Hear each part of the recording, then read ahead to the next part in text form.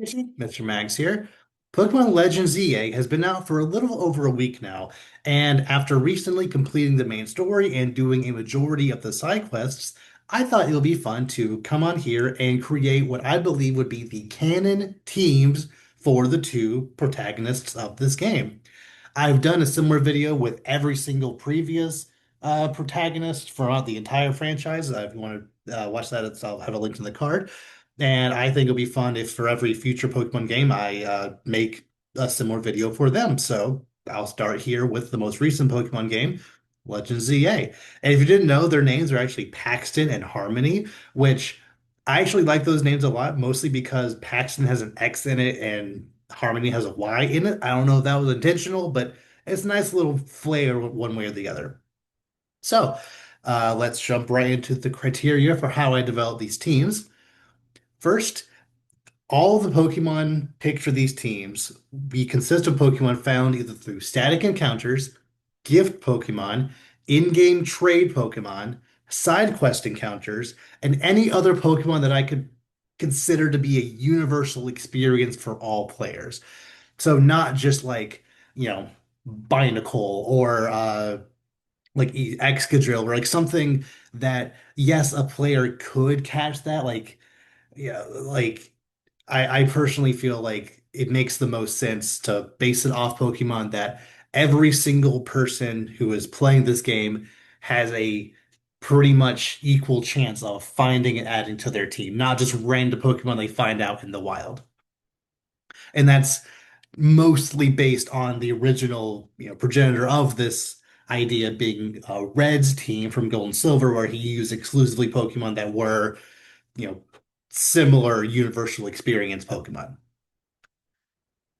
These teams were created independent of any other canon trainer teams in the game. I'm not going to say they can't use a Pokemon just because another major trainer uses it. Like, oh, in theory, I'm not going to say, oh, they can't have an Electros just because a major trainer in the game had one. It'll be independent of those. This is intended to be a playthrough team, and I feel the player is allowed to use whatever Pokemon they want, again, given the top criteria.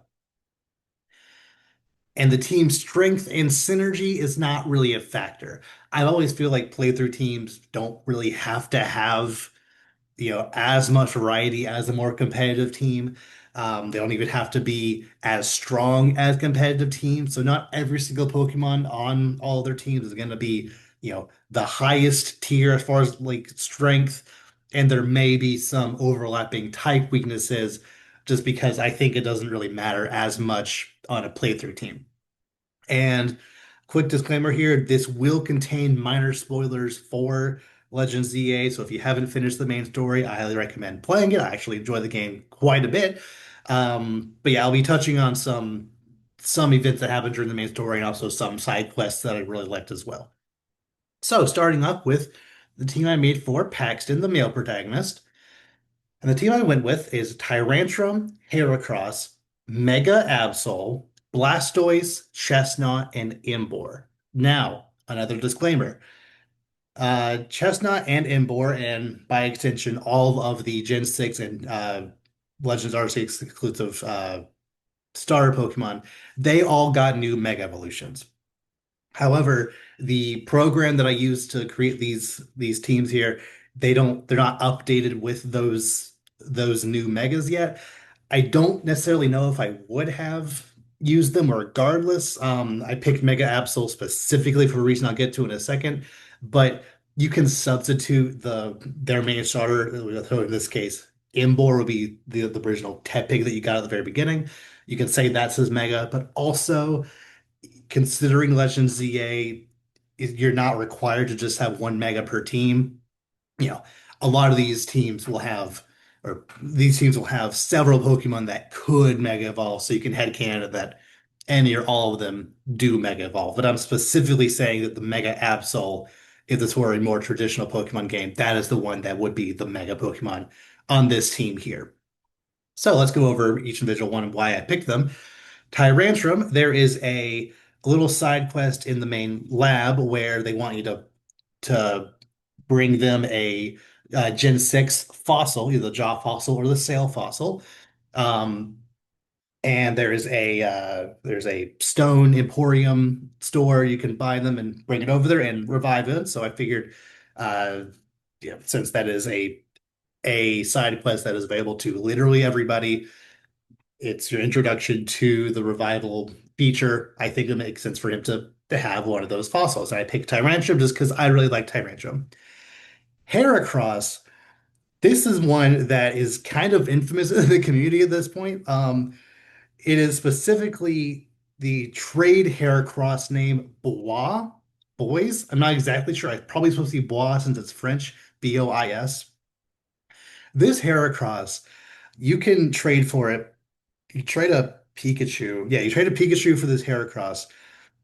And this Heracross is insanely good.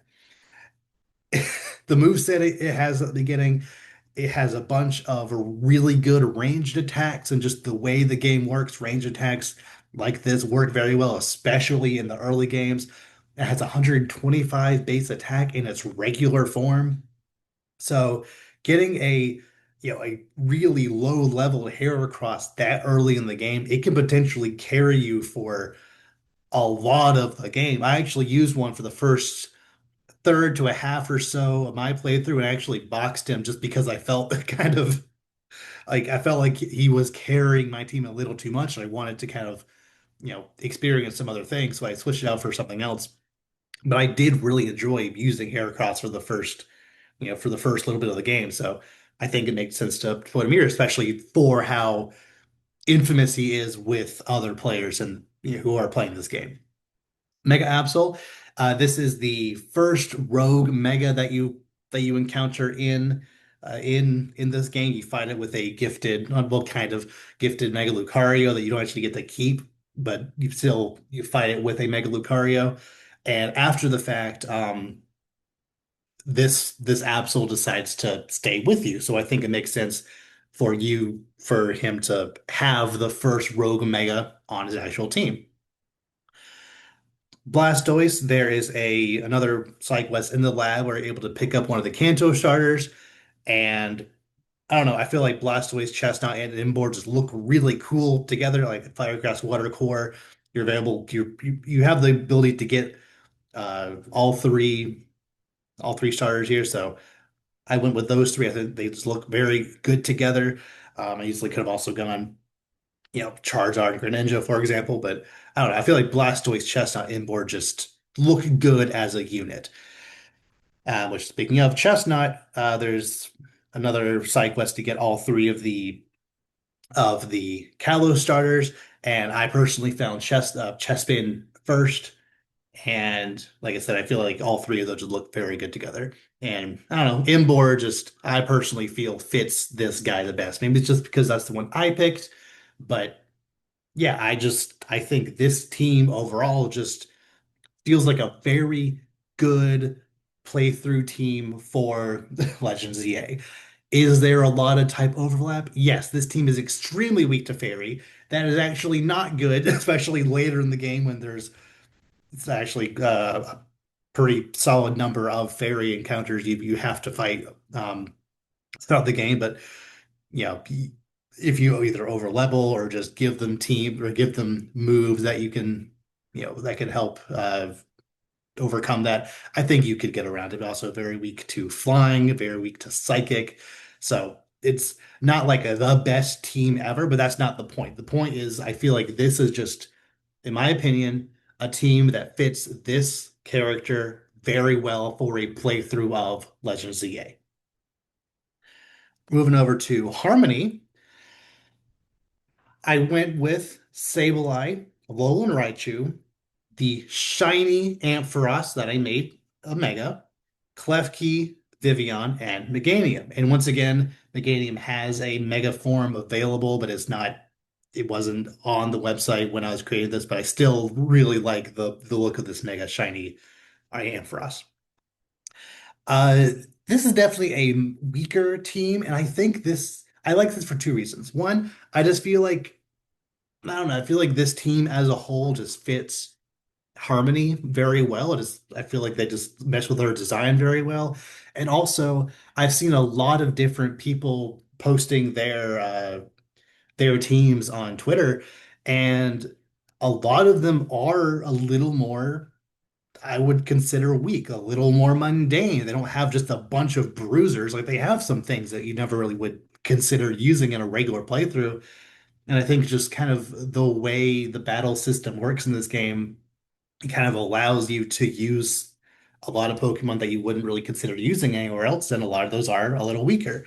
So yeah, I think this is a good like both of these teams, both Harmony and Paxton, their teams together, both kind of the extremes of teams you can create in a Legends EA.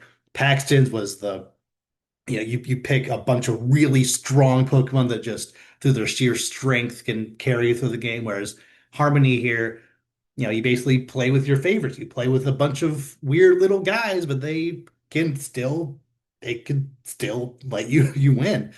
So yeah, Sableye here. I believe it's area 2 or 3. It's the graveyard one of the first side quests I did. There's a lady who I believe is her diamond ring got stolen by a Sableye, so you have to go into there and get it back from it, and you have a chance to catch a Sableye after you knock it out. So I caught it in my playthrough. I didn't use it, but I still caught it, and I think it makes sense to go here, especially since it is a very early side quest. Alolan Raichu, there is a side quest to trade for an Alolan Raichu. So just like with Heracross, I wanted to have a trade Pokemon here. Mega Ampharos, this is a shiny Mega Ampharos, just like with Legends Arceus, where you had a static um, shiny Ponyta with little side quest. There's the same thing here with a shiny Mareep, where a lady tells you that, oh, she thought she saw a shiny Marie, which I don't think the term shiny has ever been spoken by an NPC like that before. Maybe like not one that's like that in your face about it. Like I don't think the regular a regular playthrough of the game, if you ever encountered the word shiny before, I could be wrong about that, but that feels significant to me. So since you're able to keep that Mareep, I think it makes sense to evolve it all the way and make it a Mega. Klefki during another side quest along with the Fist of Justice people in order to try to find the main guy's sister. You're down in a sewer and you're trying to like get through this gate that need a key for, and instead of having the main Fist of Justice guy just punch it down, you have to go find a cleft key and see if it has a key. And you actually have to catch it. The first time I fought it, I just whiffed the ball and just for somehow just didn't catch it. Then I had to fight him again in order to actually catch it in order to have him try to get his keys. So since that is one you literally have to catch, I thought it only made sense to put it here.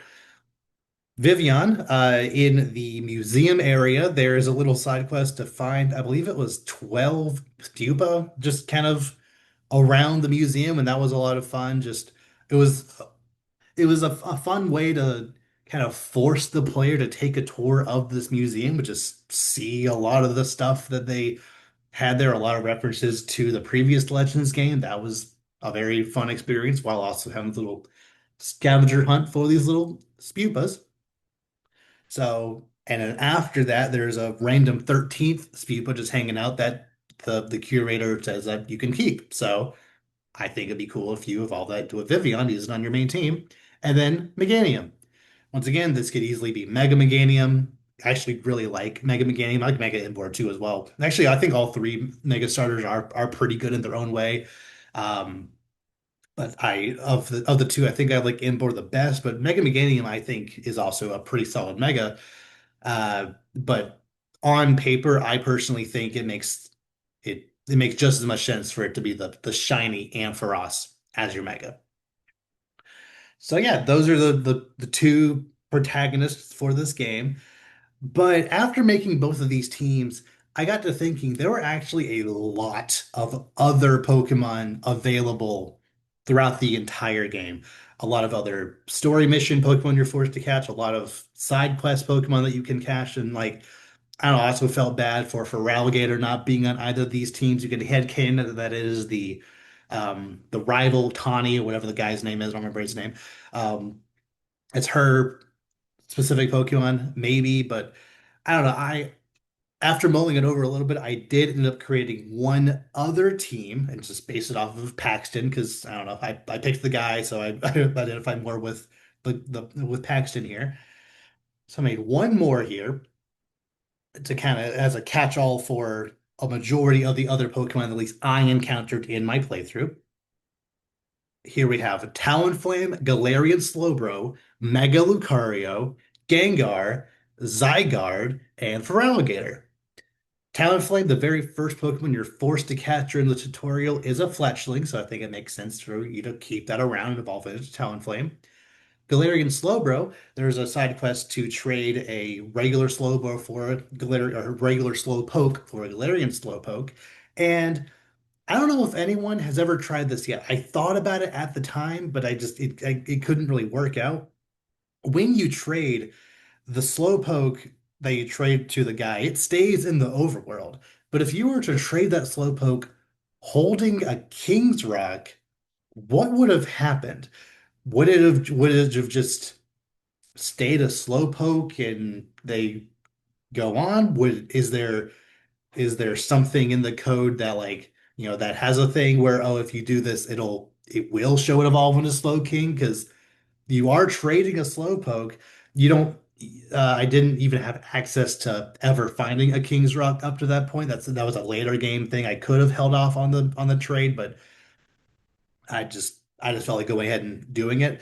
So I'm really curious, and maybe a second playthrough, if I ever do that, I'll remember that, and once I get a King's Rock, I'll test it. But if anyone has tried that down below, if anyone has tried trading this, doing this Slowpoke trade and having your Slowpoke hold a King's Rock, I'm curious what happens there. My guess is that it just stays a Slowpoke and nothing happens, but I'm curious if they had a contingency for that.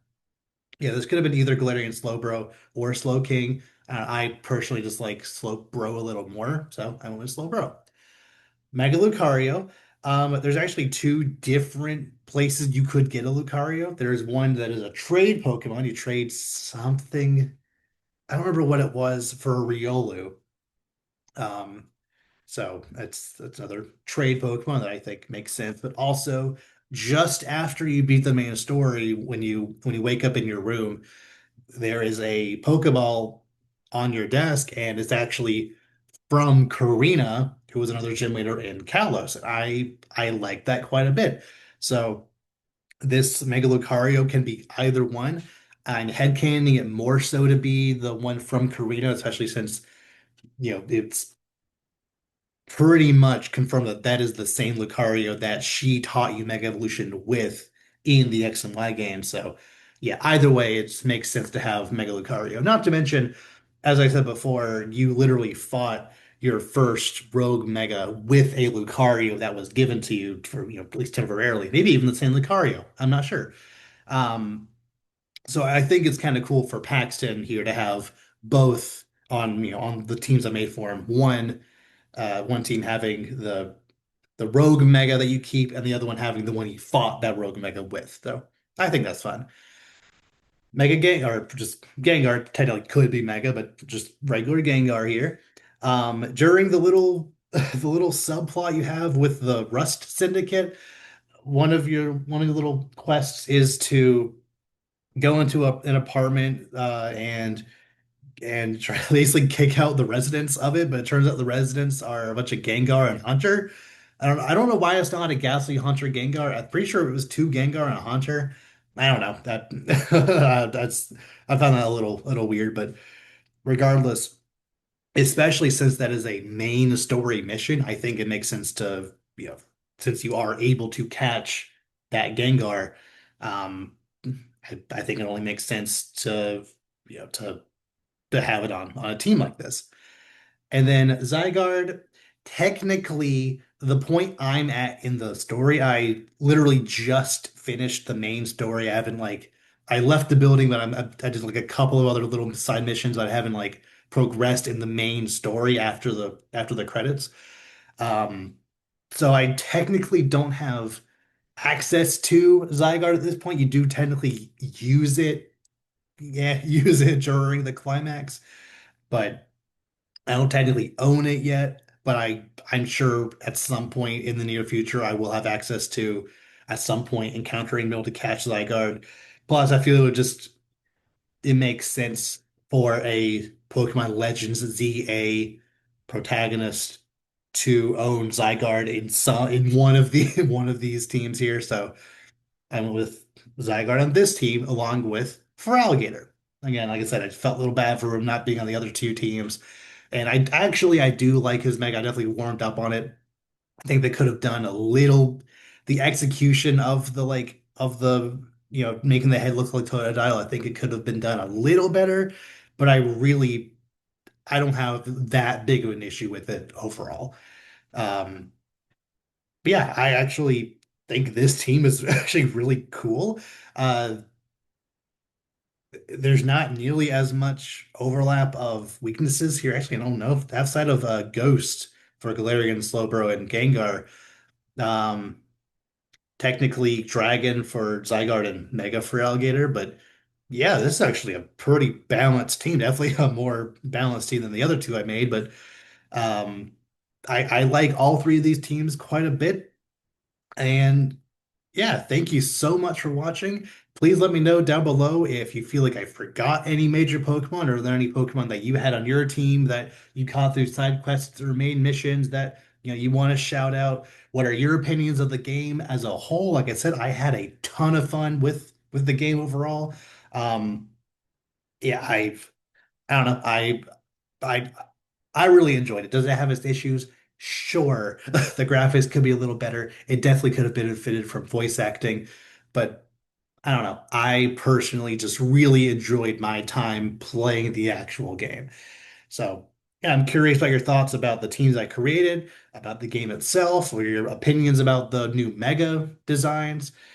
Um, yeah, are there any, like I said, are there any Pokemon that you felt I missed on any of these teams? Uh, there definitely were a couple of others. I know there was a Mawile that was that was on in one mission. I know there was, I believe, a Mulga that you could catch, a Diggersby, actually two different Diggersby, a couple, at least one Watchog. There are some other Pokemon that were around that could have made it onto this list, but I think the teams I created are just very indicative of the overall experience of Pokemon Legends CA. So yeah, leave all your thoughts about any of that down below, and I will see you all next time.